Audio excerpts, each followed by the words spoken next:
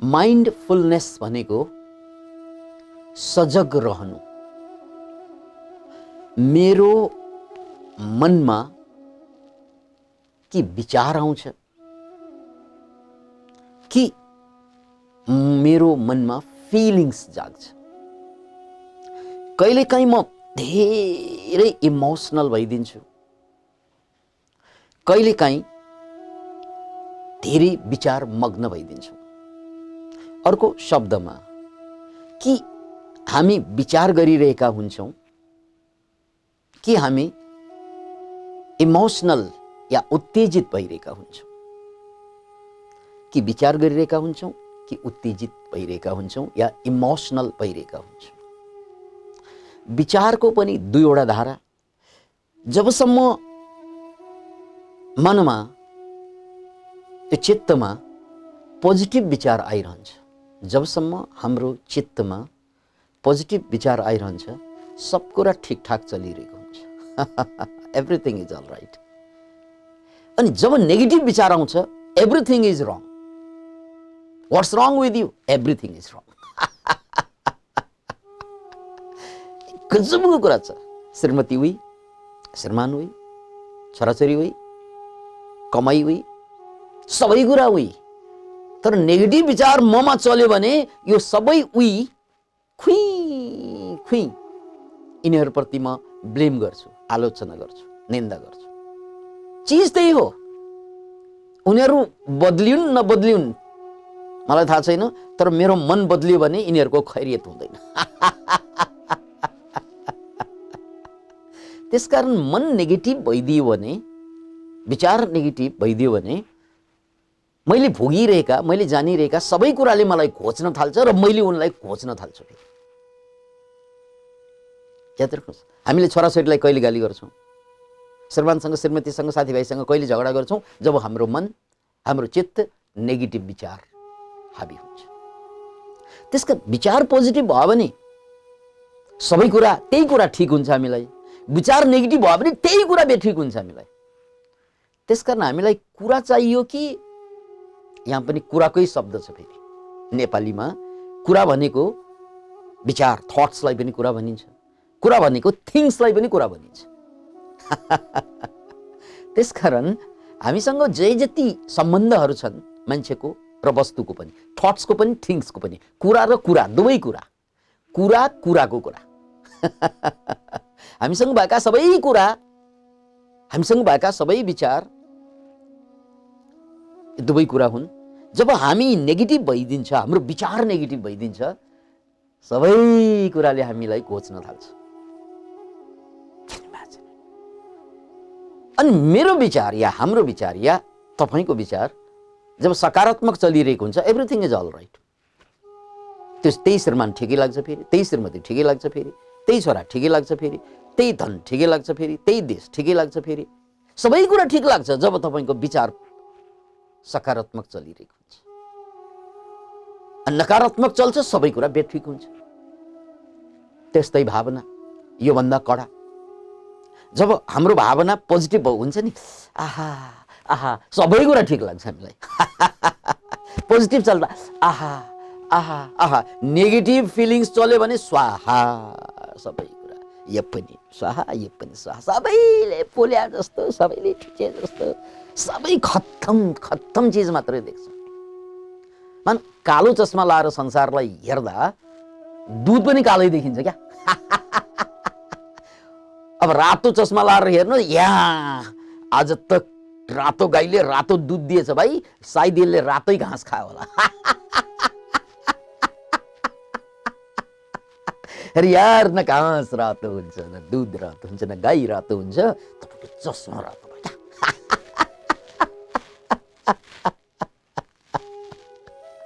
यदि चस्मा रातो भइदियो भने, रातो चस्माले सबै कुरा रातो, हरियो भयो भने हरियो देख्छ, राइट?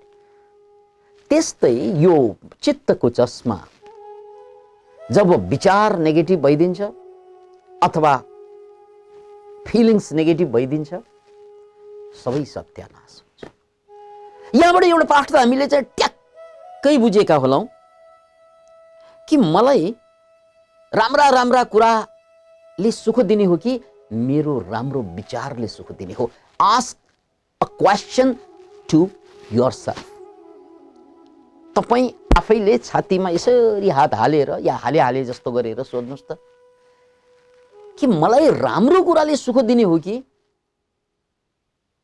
त्यो राम्रो कुरामाथि मेरो विचार राम्रो भएपछि, पोजिटिभ भएपछि सुख हुने हो? Just ask. किनकि हामी त जिन्दगीभर राम्रो कुरा खोज्नेहरू, राम्रो घर, राम्रो स्वास्नी, राम्रो लोग्ने, राम्रो छोरा, राम्रो छोरी, राम्रो राम्रो राम्रो राम्रो राम्रो सबै राम्रो खोज्छौँ हामीहरू। तर त्यो सबै राम्रो खोजेको कुरा आजसम्मको मितिमा मेहनत गरेर खोजेकै कुराले त पोल्ने हो हामीलाई। त्यसकारण राम्रो कुरा चाहिने हो कि राम्रो विचार चाहिने हो? What is more important, things or thoughts? Just ask to yourself. What's more important, the things or the thoughts? कुन चाहिँ महत्त्वपूर्ण कुरो भयो? मैले जम्मा पारेका वस्तुहरू, मैले जम्मा पारेका सम्बन्धहरू, मेरा परिवारहरू, मेरा साथीभाइहरू, यिनीहरू महत्त्वपूर्ण हो कि मेरो सकारात्मक विचार महत्त्वपूर्ण हो? त्यसकारण म जिन्दगीभर राम्रो साथी खोज्छु। त्यही राम्रो साथीसँग त झगडा गर्ने हो नि अन्तत, होइन र? त्यही राम्रो साथीलाई चाहिँ हामीले श्रीमान बनाइदियौँ, बनिसकेपछि झगडा सुरु भयो। त्यही राम्रो साथीलाई श्रीमती बनाइदियौँ, बनिसकेपछि झगडा सुरु भयो। त्यसकारण मैले गलत खोजेँ कि? किनकि बिहे गर्न अगाडिसम्म त राम्रै थियो, बिहे गरेर ल्याइसकेपछि किन खराब भयो? लोग्ने पनि या स्वास्नी पनि, श्रीमान पनि, श्रीमती पनि। किनभने मेरो विचार खराब भयो क्या? बिहे गर्न अगाडि तिमीलाई हेर्दा पोजिटिभ विचार आउँथ्यो, बिहे गरिसकेपछि तिमीलाई देख्न साथ खाली नेगेटिभ विचार मात्रै आउँछ। सक्यो कुरा।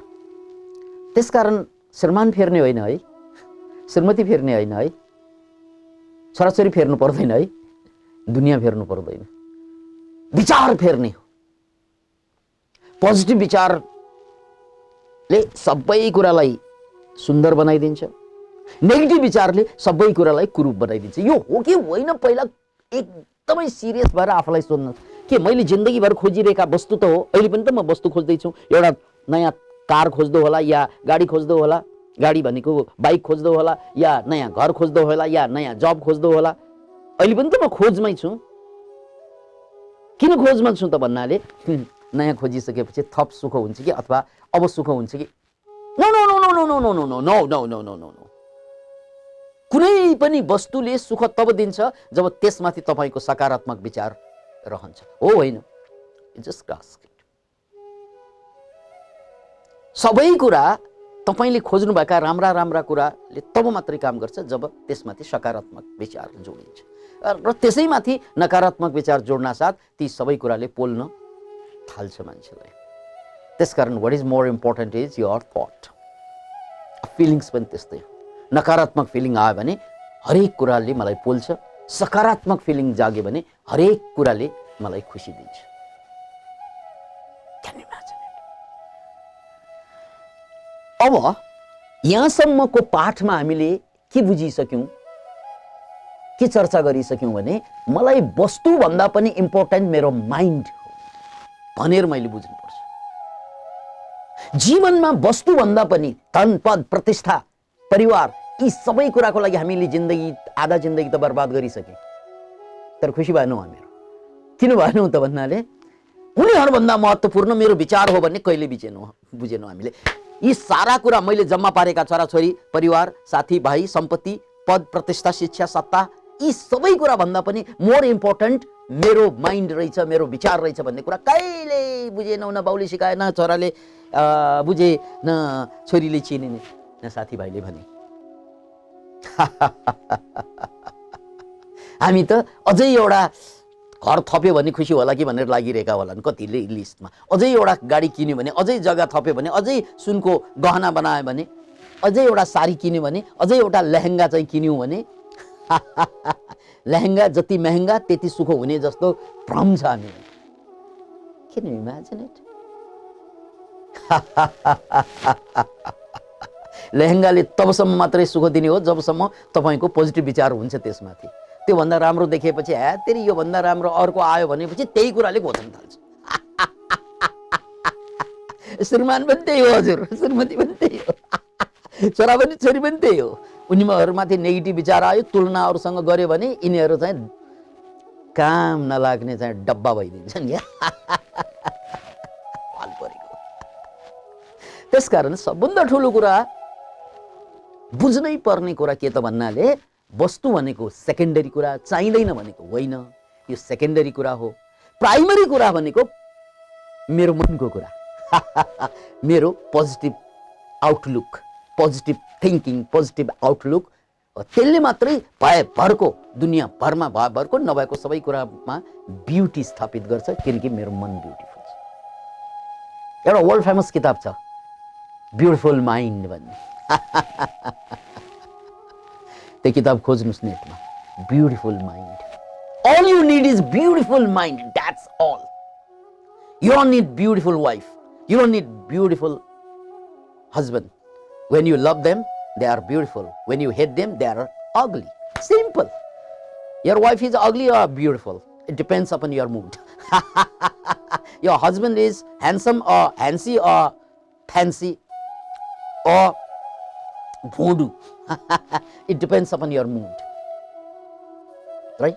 So the whole world is, सारा संसार तपाईको चेतनाको विस्तार हो, तपाईको मनको विस्तार हो। तपाई ठीक त सबै कुरा ठीक देखिन्छ, तपाई गलत त सबै कुरा गलत भइजान्छ। त्यसकारण संसारलाई बेटर बनाउनु पर्दैन। You have to be better. Your thoughts should be beautiful. Your feelings should be beautiful. That's all. That's all. म राम्रो छोरा खोज्छु नि, राम्रो छोरा खोज्दै पर्दैन, मेरो भावना राम्रो हुनु पर्यो। म राम्रो छोरी खोज्छु नि, मेरो छोरी राम्रो हुनु पर्दैन, मेरो भावना राम्रो हुनु पर्यो। Can you imagine it? कति सिम्पल कुरा, कति सिम्पल कुरा। म सबै राम्रो खोज्छु दुनियाँको, तर म आफू कहिल्यै राम्रो हुनु खोज्दिनँ। Imagine it. के हुन्छ सर आफू राम्रो हुनु? When you are positive, यो हो राम्रो। When you are negative, यो हो नराम्रो। अब नेगेटिभ पनि 2-4 मिनटको नेगेटिभले नराम्रो गर्दैन, लामो नेगेटिभिटीले बर्बाद पार्छ। त्यसकारण यति कुरा हामीले बुझिसक्यौं कि दुनियाँमा जे जति कुराहरू छन् आफ्नो ठाउँमा छ, त्यो बढ्दै जान्छ, कति घट्दै जान्छ, पुरानो मर्दै जान्छ, नयाँ थपिँदै जान्छ। तर ती कुराले गएकोले दुःख दिने होइन, आएकोले सुख दिने होइन, मेरो मुडले सुख दिन्छ, मेरो मुडले दुःख दिन्छ। So all you need is mood changing game. तपाईले यस्तो सिक्नु पर्यो जीवनमा कि मुड तपाईको कन्ट्रोलमा होस्। किनकि once your mood is under your control, the whole world is always beautiful for you, always meaningful for you. त्यसैको नाम मेडिटेसन होइन र? किनकि मेडिटेसनले तपाईलाई के दिन्छ? केही पनि दिँदैन। भरको कुरा तपाईसँग अलरेडी छ। मेडिटेसनले तपाईलाई केही पनि दिँदैन, तर भरको कुरालाई हेर्ने पोजिटिभ नजरिया दिन्छ। भरको कुरा दुनियाँका जे जति कुराहरू छन् त्यो सबै कुरा सहज लाग्छ। पोजिटिभ मात्र होइन, नेगेटिभ कुरा पनि सहज बनाइदिन्छ। Can you imagine it? दुनियाँमा त पोजिटिभ मात्रै त घट्दैन, जीवनमा पोजिटिभ घटना मात्रै त घट्दैन, नेगेटिभ कुरा घट्दाखेरि पनि तपाईलाई केही फरक पर्दैन। त्यसलाई शान्ति भनिन्छ। याद राख्नुहोस्, पिस भनेको र ह्याप्पिनेस भनेको फरक छ। चेतनाको स्तरमा ह्याप्पिनेस भनेको 600 नम्बरमा छ। यदि चेतनालाई फुल मार्क 1000 लिने हो भने 600 नम्बर प्राप्त हुन्छ पिसमा, जबकि ह्याप्पिनेस भनेको 540 मात्रै हो। त्यसकारण ह्याप्पिनेस भन्दा माथि पिस हुन्छ। र पिस भनेको के त? शान्ति भनेको के त? हाम्रा सारा शास्त्रहरूको, सारा मन्त्रहरूको अन्तिम टुङ्गोमा शान्ति पाठ गरिन्छ। ओम शान्ति शान्ति शान्ति। बाहिर पनि शान्ति, भित्र पनि शान्ति, सबैतिर शान्ति। यो शान्ति माने के? परिस्थिति नेगेटिभ हुँदा पनि मेरो मनस्थितिमा केही फरक भएन भने त्यसलाई शान्ति भनिन्छ। म कर्म गरिरहेको हुन्छु, छोरा बिरामी छ, कुदिरहेको हुन्छु त्यो छोराको लागि या छोरीको लागि या श्रीमान श्रीमतीको लागि, तर मन मेरो भड्किरहेको छैन, म कुदिरहेको मात्रै छु। अब मान्छे त के हुन्छ, मन मात्रै भड्काउँछ, गर्ने केही पनि होइन फेरि। त्यसकारण शान्ति भनेको परिस्थिति प्रतिकूल हुँदा पनि कर्म गर्दै मनलाई काबुमा राख्न सक्यो भने त्यो शान्ति हो। अत यस्तो शान्ति त मान्छेमा छैन। यो जीवनको सबभन्दा ठुलो उपलब्धि नै शान्ति, त्यो हो मानसिकता। जब तपाईँ भित्रबाट शान्त हुनुहुनेछ, सारा संसार सुन्दर हुनेछ। जब तपाईँ भित्रबाट शान्त हुनुहुनेछ, सारा संसार सुन्दर हुनेछ। तपाईँको श्रीमती, तपाईँको छोराछोरी, सम्पत्ति आदि इत्यादि जे जति बनाउनु भएको छ, they all are beautiful when you are peaceful. Everything is beautiful when you are peaceful. त्यो शान्तिको लेभल सारा संसारको समस्याको समाधान एउटै सूत्र के हो त भन्नाले शान्ति। जीवनभरको समस्या, पछि आउने समस्या पनि, आज आइरहेका समस्या पनि, हिजो भएका समस्याहरू पनि, जति पनि मनसँग सम्बन्धित छ, यसलाई हामीले सोसियो साइकोलोजिकल प्रब्लम या साइको सोसियल प्रब्लम भन्न सक्छौँ। यो सबै समस्याको समाधान के त पिसफुलनेस अफ द माइन्ड। जिन्दगी भर जति समस्या आउँछ, आउँदै रहन्छ, त्यसले केही फरक पार्दैन if your mind is peaceful. त्यसैले गौतम बुद्धको एउटा अर्को नाम छ तथागत। यहाँहरूले बेला बखत सुन्नुभएको नाम होला तथागत। तथागत भनेको, तथा भनेको जस्तो छ त्यस्तोमा रमाउन सक्नु व्यक्तित्वलाई तथाता भनिन्छ। तथाता जस्तो छ, जे छ, पोजिटिभ छ, नेगेटिभ छ, तर त्यसले केही फरक पर्दैन मेरो अन्तर्जगतमा, मेरो अन्तस्करणमा भने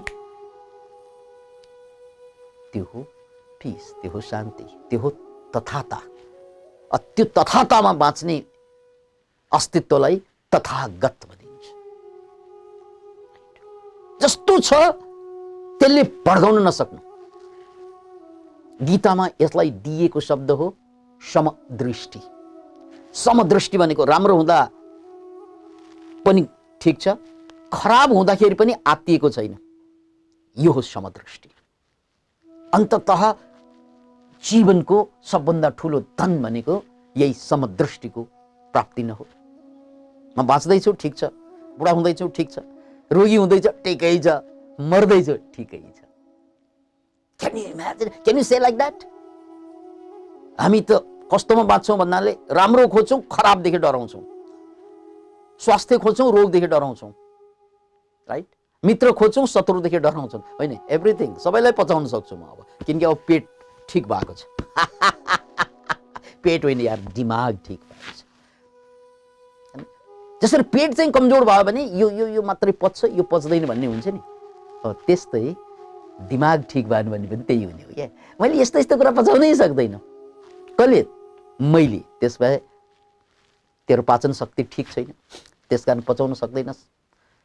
त्यसको लागि के गर्नु पर्यो? पाचन शक्ति बढाउनु पर्यो, यानि दिमागले पचाउने शक्ति बढाउनु पर्यो। त्यसकै लागि गर्न सक्ने मान्छेले सबभन्दा नजिकको कुरा भनेको बिहान उठ्न साथ आफूलाई टाइम दिनुहोस्। सके 2 घन्टा, नसके 1 घन्टा, त्यो पनि सकेन भने आधी घन्टा सही व्यायाम गर्नुहोस्, श्वासक्रिया गर्नुहोस् र मेडिटेसनमा डुब्नुहोस्। मेडिटेसन भनेको ठुलो कुरा होइन। तपाईँ कोठा बाहिर आएर जङ्गलतिर या पहाडतिर, झरनातिर, समुद्रको किनारतिर, मरुभूमिमा जहाँ हुनुहुन्छ एक्लै शान्त बस्नुहोस्। That is meditation. मेडिटेसनका हजारौं विधि छन्। एउटा विधि आफूलाई हेर्ने हुन्छ, मनलाई निहाल्नु। म एक्लै छु, कसैसँग बोलिरहेको छु छैन, मैले आफूलाई निहालिरहेको छु। याद राख्नुहोस्, मेडिटेसन भनेको आफूलाई निहाल्नु, आफूलाई जान्नु। अतः माइन्डफुलनेस शब्दमा आउँ।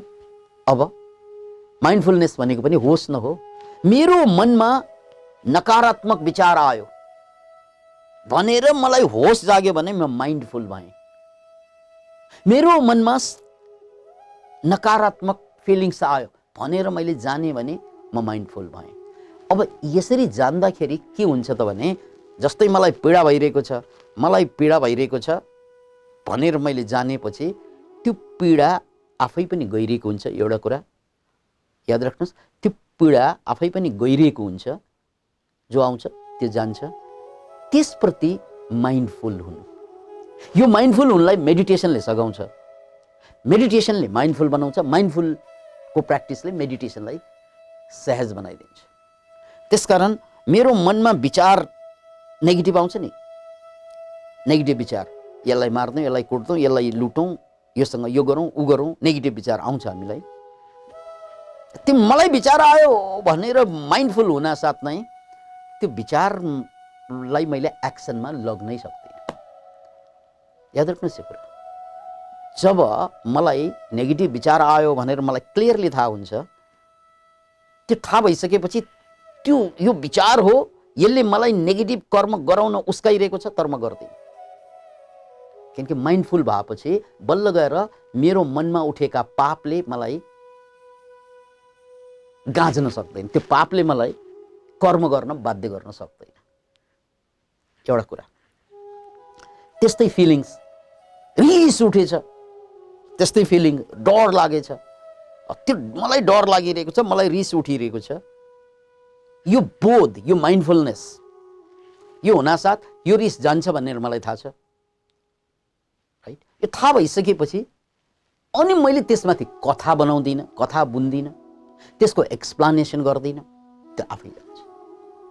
यसकारण सारा संसार परिवर्तनशील छ, मेरो मन पनि परिवर्तनशील छ, मेरो भावना पनि परिवर्तनशील छ। यो सबै परिवर्तनलाई देखिरहनलाई माइन्डफुल हुनुपर्छ, अवेर हुनुपर्छ। यो अवेरनेसको लागि हरेक बिहानै आफूलाई समय दिनुपर्छ, रेगुलर समय। अनि यो समय आफूलाई दिने समय यदि बिहान पाएन भने दिउँसै सही, तर एकान्तमा बसेर जस्ट आफूलाई वाच गर्नु, मनमा खेल्ने विचारलाई, विचार आउँछ, विचार जान्छ, भावना आउँछ, भावना जान्छ, हो, त्यो सबै भावनाको म साक्षी भएर हेर्दिएँ भने यसलाई माइन्डफुल भनिन्छ। त्यसकारण मेडिटेसनले माइन्डफुलनेस विकास गर्छ र माइन्डफुलनेसले मेडिटेसन। अनि मैले अघि भने सारा दुनियाँ त समस्या होइन, समस्या त मेरो नेगेटिभ विचार हो। हेर्नुहोस् है, मेरो श्रीमान, मेरो श्रीमती, मेरो छोरा, मेरो छोरी, मेरो देश, मेरो जाति, मेरो वर्ग, वर्ण थुप्रै छन्। त्यो सबैले मलाई घोचे जस्तो लाग्छ, सबैले मलाई पोले जस्तो लाग्छ, पिरोले जस्तो लाग्छ, मेरो रोग अझ यो सबैले मलाई पोलेको किन त भन्नाले, किनकि मैले जे विचार आउँछ, जे भावना आउँछ, त्यो भावना, त्यो विचारलाई अलग पारेर हेर्न सक्दिनँ, म बेहोस भइदिन्छु। सारा संसारमा के भइरहेको छ थाहा हुन्छ हामीलाई, आफैभित्र के भइरहेको थाहा हुँदैन। बाहिर सर्प आयो भने त हामी भाग्छौँ, बाहिर बिच्छू आयो भने भाग्छौँ, कमिला आयो भने भाग्छौँ, अनि लामखुट्टे आयो भने प्याट्टा हानेर चाहिँ मारिदिन्छौँ। बाहिरको त कति हामी सजग, कति हामी बच्छौँ, तर मनमा पनि त लामखुट्टे आउँछ नि, त्यो बेलामा लामखुट्टेलाई खाना खुवाएर बस्छौँ। मनमा पनि त सर्प आउँछ नि, त्यो बेला भाग्दैनौँ। मनमा पनि त बिच्छू आउँछ नि, त्यो बेला भाग्दैनौँ। किन भन्नाले मनमा के भइरहेको थाहा नै छैन। त्यो थाहा नहुनुबाट नै विचार नेगेटिभ भइसकेको हुन्छ, भावना नेगेटिभ भइसकेको हुन्छ। अनि भावना र विचार नेगेटिभ भयो भने मैले बनाएका सबै कुरा मेरो लागि व्यर्थ भइदिन्छ। Then I am not happy with my son, with my child, हो, with my property, with my education. मसँग जे जति छ सबैप्रति म खिन्न भइदिन्छु। किन भन्नाले म खिन्न छु। त्यसकारण यो मनमा जुन नेगेटिभ विचार, पोजिटिभ विचार जुन चल्ने गर्छ, यसको धारा हो, यो नेगेटिभ विचार, यो पोजिटिभ विचार चल्ने धारालाई माइन्डफुल भएर होसपूर्वक त्यसलाई देख्न सक्यौँ भने अनि तपाईले समस्या जन्माउनुहुन्न। अनि समस्या आउँछ, जान्छ भनेर थाहा छ, गइरहेको हेरिरहेको छु, थप समस्या ल्याउनुहुन्न। यसरी तपाईँ सारा दुःख, जन्मेका दुःख पनि नजन्मेका दुःखबाट पनि आजाद हुन्छ, आजाद हुनुहुन्छ, आजाद हुनुहुन्छ। याद राख्नुहोस्, जस्तै मलाई रिस उठ्यो, रिस उठेपछि म एक्सनमा गइहाल्छु, ध्यानमा हानिहाल्छु। तर मैले रिस उठ्यो है, हान्नु हुँदैन भनेर थाहा भयो भने रिस त उठ्यो, यो जान्छ भनेर थाहा हुन्छ, म हान्न गएपछि अर्को लफडा सुरु हुन्छ। रिस उठ्यो, रिसको झोकमा भन्नु भन्दै रिस उठ्यो भनेर थाहा भएको भन्नु हुँदैन भनेर खबरदारी गर्ने मान्छे भन्छ, अनि उसले पनि टाटा भन्छ, वार हुन्छ। अघिसम्म प्यार थियो, अहिले वार भयो, अनि घरबार तलवार भयो। मलाई भन्नु त लागेको थियो, तर यस्तो भन्नु हुँदैन भन्ने बोध भएपछि मैले भन्न नमिल्ने कुरा यो बेला भन्नै हुँदैन, किनकि रिसको झोकमा कसैले कुरा बुझ्दैन भनेर मैले बुझ्छु नि बोधपूर्वक, त्यसपछि म रिसबाट बाहिर आउँछु। त्यसकारण all you need is awareness, mindfulness, and that is the last answer to life. यो जिन्दगीको अन्तिम जवाफ नै माइन्डफुलनेसको कल्टिभेसन हो। याद राख्नुहोस्, जिन्दगीको अन्तिम जवाफ माइन्डफुलनेसको कल्टिभेसन हो। एमको मतलब मेडिटेसन एन्ड माइन्डफुलनेस। अनि यो माइन्डफुल भएर बाँच्नु, सारा संसार तपाईँको लागि अलरेडी ब्युटिफुल छ र यो ब्युटिफुल संसार जारी नै रहनेछ, नमरेसम्म। Thank you.